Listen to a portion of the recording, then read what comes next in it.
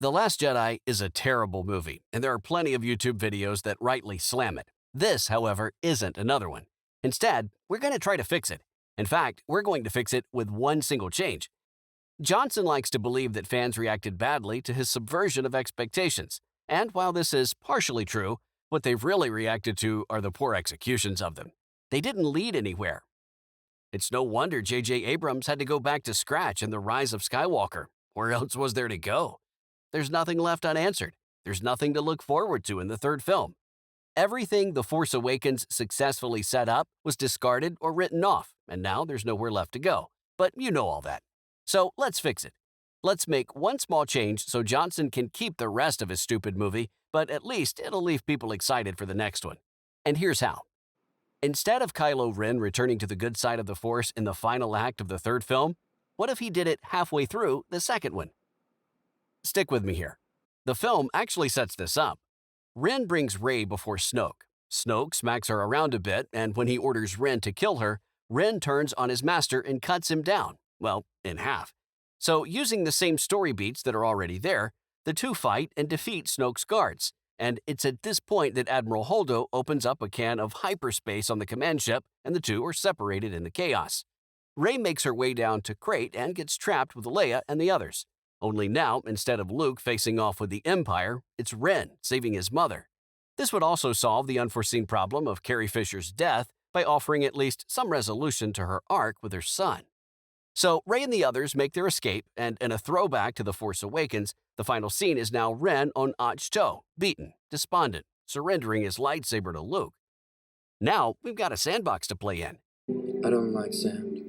Traditionally, villains turn to the good side in the final act, commit an unseen act of heroism, then die.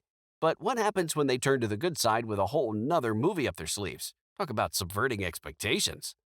Consider the possibilities this now creates for the third film. What happens now with Ren and Luke?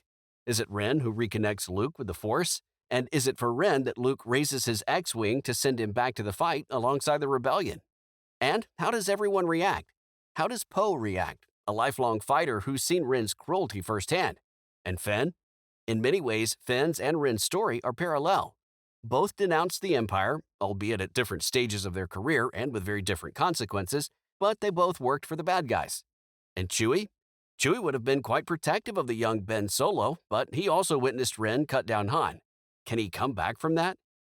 And what happens when they now have to work together? I'm a big fan of Rey, but her character arc is for nothing. She's exactly the same person at the beginning as she is at the end. The presence of Ren, on the other hand, will help develop her beyond The Force Awakens.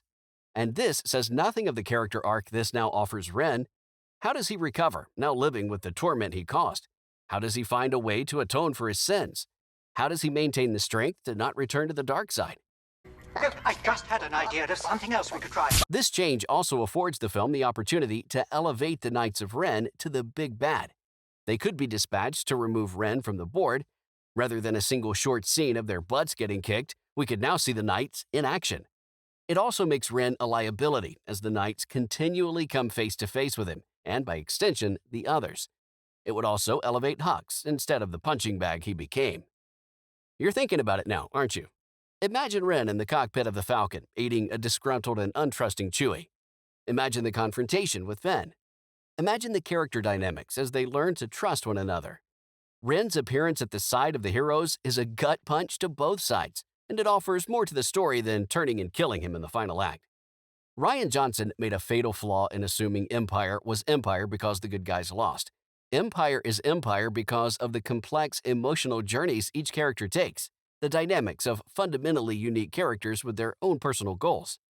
The Last Jedi contains none of that. That's because plot came first. And when the plot was exposed as flawed, characters' motivations fell apart. But with this one small fix, bringing Kylo Ren's pivotal turn to the light side to the middle of the trilogy turns The Last Jedi from an inconsequential movie to a critical one. The film is no longer a dead end. It's now a turning point. The hope the characters continually refer to could now rest with Ren, or Rey, or Luke. The pieces are still on the board. And now, we can't wait to see what happens next.